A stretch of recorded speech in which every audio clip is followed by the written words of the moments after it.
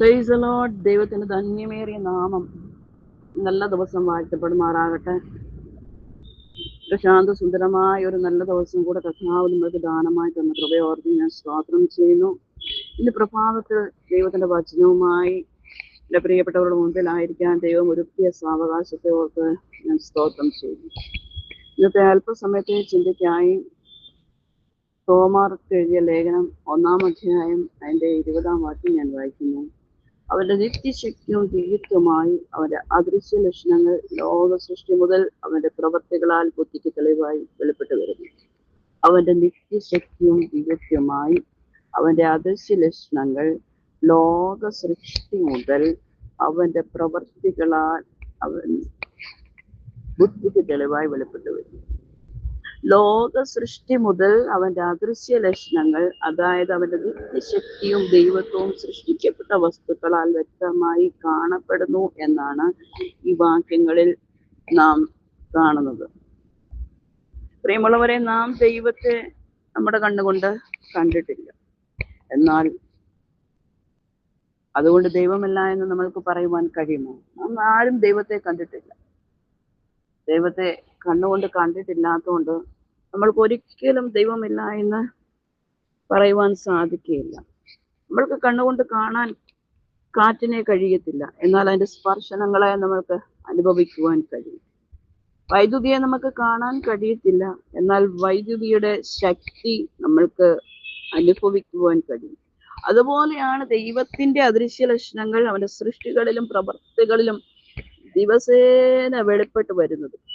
ദിവസേനയും ദൈവത്തിന്റെ അദൃശ്യ ലക്ഷണങ്ങൾ അവന്റെ സൃഷ്ടികളിലും പ്രവൃത്തികളിലും ദിവസേന വെളിപ്പെട്ട് വരുന്നത്. അതാണ് നാം വായിച്ച കുറിവാക്യമായ റോമർ 1:20 വാക്യത്തിൽ ഇങ്ങനെ പറയുന്നത്, ഇങ്ങനെ നമ്മളെ പഠിപ്പിക്കുന്നത്: സൃഷ്ടിയെ നോക്കിയാൽ സൃഷ്ടാവിന്റെ മഹത്വം മനസ്സിലാക്കുവാൻ കഴിയും.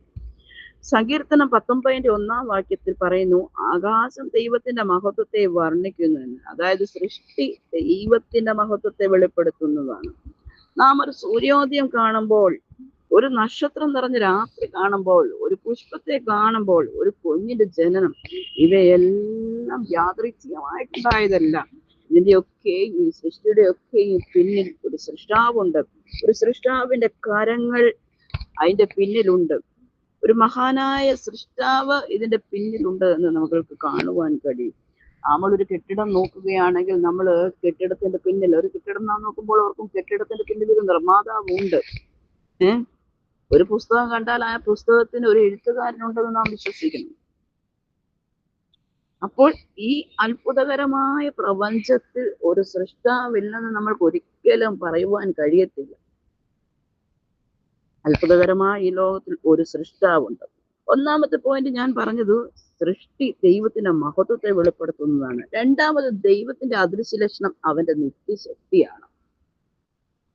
കാരണം ഒരു വിത്ത് മണ്ണിൽ വീഴുന്നു, കുറച്ച് ദിവസങ്ങൾക്ക് ശേഷം അത് വലിയൊരു വൃക്ഷമായി തീരുന്നു. ആ വളർച്ചയുടെ പിന്നിലെ ശക്തി ആരുടേതാണ്? അത് നാം വിശ്വസിക്കുന്ന നമ്മുടെ കർത്താവിൻ്റെതാണ്, നമ്മുടെ ദൈവത്തിൻ്റെതാണ്. ആ വിത്ത് മണ്ണിൽ വീണു, കുറച്ച് ദിവസങ്ങൾക്ക് ശേഷം അത് വലിയ വൃക്ഷമായി. അപ്പം ആ വൃക്ഷം വളർന്നു വരുവാൻ കാരണമായ ഒരു ശക്തി, ആ വളർച്ചയുടെ പിന്നിലെ ഒരു ശക്തി, അത് നമ്മുടെ ദൈവത്തിൻ്റെതാണ്. നമ്മുടെ ഹൃദയം രാത്രിയിലും ഇടിക്കും, പകലും ഇടിക്കും. നമ്മുടെ ശ്വാസം തുടർന്നുകൊണ്ടേയിരിക്കും. ഭൂമി കറങ്ങുന്നു, സൂര്യൻ ഉദിക്കുന്നു. ഇതെല്ലാം ദൈവത്തിന്റെ നിത്യശക്തിയുടെ തെളിവുകളാണ്. നാം ഉറങ്ങുമ്പോഴും ദൈവം പ്രവർത്തിച്ചുകൊണ്ടിരിക്കുകയാണ്. നാം ഉറങ്ങുമ്പോഴും ദൈവത്തിന് പ്രവർത്തിക്കാതിരിക്കാൻ കഴിയില്ല. നമ്മുടെ ഹൃദയം രാത്രിയും പകലും ഇടിക്കുമ്പോഴും നമ്മുടെ ശ്വാസം തുടരുമ്പോഴും എല്ലാം ദൈവത്തിന്റെ ഒരു നിത്യശക്തിയുടെ തെളിവ് അവിടെ വെളിപ്പെട്ട് വരുന്നു. 3, ദൈവത്തിന്റെ ജ്ഞാനം അവന്റെ അദൃശ്യ ലക്ഷണമാണ്. യോബിന്റെ പുസ്തകം 12-ാം അധ്യായം 7 മുതൽ 10 വരെയുള്ള വാക്യങ്ങൾ വായിക്കുമ്പോൾ ദൈവത്തിന്റെ ജ്ഞാനം അവന്റെ അദൃശ്യ ലക്ഷണമാണെന്നുള്ള വാക്യങ്ങളോട് ആസ്പദമാക്കി ആ വാചകങ്ങൾ വായിക്കുമ്പോൾ മൃഗങ്ങളോടും പശുക്കളോടും ചോദിച്ചാൽ പോലും അവർ ദൈവത്തിന്റെ പ്രവർത്തികളെ കുറിച്ച് പഠിപ്പിക്കും. ഒരു തേനീച്ചയുടെ ജീവിതം നോക്കിയാൽ, ഒരു ഉറുമ്പിന്റെ അധ്വാനം നോക്കിയാൽ, ഒരു പക്ഷിയുടെ കൂട് നോക്കിയാൽ അവയ്ക്ക് പിന്നിലൊക്കെയും അത്ഭുതകരമായ ദൈവിക ജ്ഞാനമുണ്ട്. നാം ഒരു കിളിയെ നോക്കുമ്പോൾ ഒരു കിളി കൂട് വെക്കത്തില്ലേ? ആ കിളിക്കൂട് എങ്ങനെ വെക്കുന്നു, ആ പശയുടെ കൂട് അത് കമ്പും കോലും ഒക്കെ എടുത്തോണം എന്നുള്ള അതിനൊക്കെ ആ ജ്ഞാനം, അത് ദൈവത്തിന്റെ അത്ഭുതകരമായ ഒരു ജ്ഞാനമാണ്. മനുഷ്യ ശരീരത്തിലെ നമ്മൾ നമ്മുടെ ശരീരത്തിലെ അവയവങ്ങളെ തന്നെ നോക്കി എത്ര ഭംഗിയായിട്ടാണ് അതിനെ രൂപകൽപ്പന ചെയ്തിരിക്കുന്നത്. ഇതൊന്നും യാദൃച്ഛികമല്ല. ഇതൊക്കെ ദൈവത്തിന്റെ ജ്ഞാനം അതിന്റെ അദൃശ്യ ലക്ഷണമായിട്ട് വെളിപ്പെടുത്തുന്ന ഒന്നാണ്. ഒന്ന്, ദൈവത്തിന്റെ സ്നേഹവും അദൃശ്യമായിട്ട് നമുക്ക് അനുഭവിക്കുവാൻ കഴിയും. നാം ദൈവത്തെ കണ്ടിട്ടില്ല, എന്നാൽ അവന്റെ സ്നേഹം നാം അനുഭവിക്കുന്നു. കാരണം പ്രതിസന്ധികളിൽ ദൈവം നമുക്ക് ആശ്വാസം തരുന്നു, രോഗത്തിന് നമുക്ക് സൗഖ്യം തരുന്നു, പ്രാർത്ഥനയ്ക്ക് മറുപടി തരുന്നു, പാപിക്ക് ക്ഷമ. ഇവയെല്ലാം ദൈവത്തിന്റെ അദൃശ്യ ലക്ഷണങ്ങളാണ്. അപ്പോൾ നമ്മുടെ ജീവിതം തന്നെ ദൈവം നമ്മെ എത്രയോ പ്രാവശ്യം മരണത്തിൽ നിന്ന് വിടുവിച്ചു. മരണത്തിൽ നിന്നുള്ള നീക്കുപോക്കെടുത്താണ് ദൈവം നമ്മളെ വിടുവിച്ചു. അതൊക്കെ ഏറ്റവും ദൈവത്തിന്റെ സ്നേഹം നമ്മോടുള്ളതുകൊണ്ട്, ദൈവത്തിന്റെ കരുതൽ നമ്മോടുള്ളതാണത്. അതൊരു ഭാഗ്യമല്ല, ദൈവത്തിന്റെ കരുതലാണ്, ദൈവത്തിന്റെ സ്നേഹമാണ് നമ്മളെ ആ മരണത്തിൽ നിന്ന് വിടുവിക്കുവാൻ കാരണമായത്. അഞ്ചാമത്, ഏറ്റവും വലിയ ലക്ഷണം പരിശുദ്ധാത്മാവിന്റെ പ്രവർത്തനമാണ്.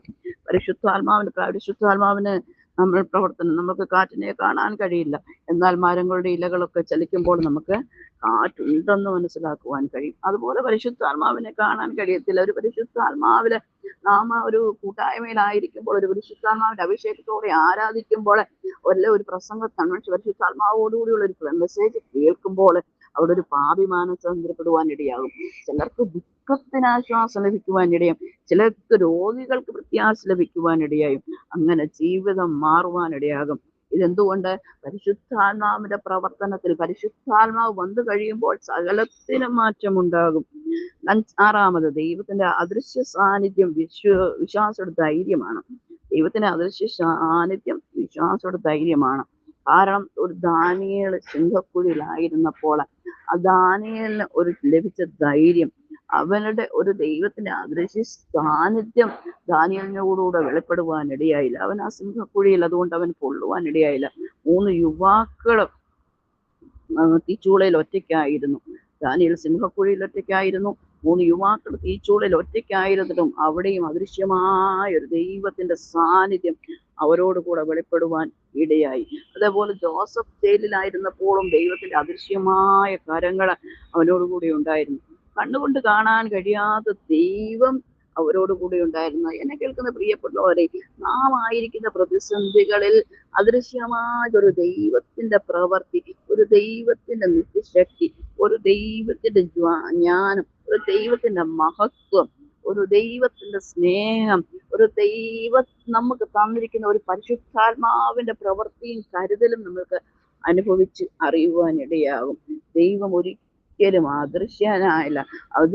ദൈവം അദൃശ്യനാണെങ്കിലും അവന്റെ ശക്തി നമ്മൾക്ക് അനുഭവിക്കാൻ അറിയും, അവന്റെ കരുതൽ നമ്മൾക്ക് അനുഭവിക്കാൻ അറിയും, അവന്റെ സ്നേഹം നമുക്ക് അനുഭവിക്കാൻ അറിയും, അവന്റെ സാന്നിധ്യം നമ്മൾക്ക് അനുഭവിക്കാൻ കഴിയും. ഇതൊക്കെയും നാം ജീവിതത്തിൽ അനുഭവിച്ചു കൊണ്ടിരിക്കുമ്പോഴും അവന്റെ നിത്യശക്തിയും ദിവ്യത്വമായ അവന്റെ അദൃശ്യ ലക്ഷണങ്ങൾ ലോക സൃഷ്ടി മുതൽ അവന്റെ പ്രവർത്തികളാൽ ബുദ്ധിക്ക് വെളിപ്പെട്ട് വരുന്നു എന്ന് റോമർ 1:20 വാക്യത്തിൽ നാം വായിക്കുന്നു. നാം കുറിവാക്യമായിട്ടെടുത്ത് വായിച്ചതാണ് പറഞ്ഞത്. കാരണം സൃഷ്ടിയെ കാണുമ്പോൾ നാം ദൈവത്തെ സ്തുതിക്കണം. പ്രതിസന്ധികൾ ദൈവത്തിന്റെ അദൃശ്യത്തെ കരത്തെ നാം വിശ്വസിക്കണം. കണ്ണുകൊണ്ട് കാണാത്തതിനാൽ സംശയിക്കാതെ വിശ്വാസത്തോടെ ജീവിക്കണം. എല്ലാ ദിവസവും ദൈവത്തിന്റെ പ്രവർത്തനങ്ങളെ തിരിച്ചറിയുവാൻ നമ്മുടെ ആത്മീയ കണ്ണുകളെ ഒന്ന് തുറന്നു കിട്ടണമെന്ന് ഈ പകൽക്കാലം നമ്മൾക്ക് പ്രാർത്ഥിക്കുവാൻ കഴിയും. അതുകൊണ്ടാണ് 2 കൊരിന്ത്യർ 5:7 വാക്യത്തിൽ പറയുന്നു, നാം കണ്ണുകൊണ്ടല്ല വിശ്വാസത്താലാണ് നടക്കുന്നത്. റോമർ 1:20 നമ്മെ ഓർപ്പിക്കുന്നു, സൃഷ്ടിയെ കാണുന്ന ഓരോ മനുഷ്യനും ദൈവത്തിന്റെ മഹത്വത്തിന്റെ സാക്ഷ്യങ്ങൾ കാണുന്നു എന്നതാണ്. അതിനാൽ സൃഷ്ടിയെ ആരാധിക്കാതെ സൃഷ്ടാവിനെ ആരാധിക്കുന്ന ജീവിതം നമുക്ക് നയിച്ചുകൊണ്ട് മുൻപോട്ട് പോകാം. ഈ വചനങ്ങളാൽ ദൈവം നമ്മെ സഹായിക്കുമാറാകട്ടെ. ഇന്നത്തെ പകൽക്കാലം ദൈവം നമ്മുടെ ജീവിതത്തിൽ തരുന്ന ഓരോ അനുഭവങ്ങളും അത് ദൈവത്തിന്റെ ഒരു മഹത്വമാണ്.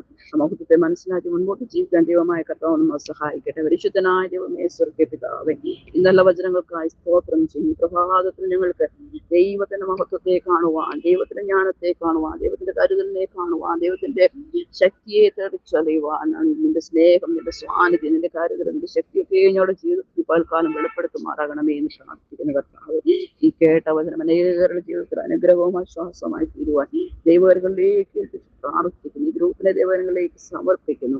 എല്ലാം ദൈവനാമ മഹത്വത്തിനായി തീർക്കുന്ന കൃപയ്ക്കായി സ്തോത്രം. പ്രാർത്ഥന കേട്ട കൃപയ്ക്കായി സ്തോത്രം. യേശുവിന്റെ നാമത്തിൽ തന്നെ. ആമേൻ, ആമേൻ, ആമേൻ. God bless you all. Have a nice day.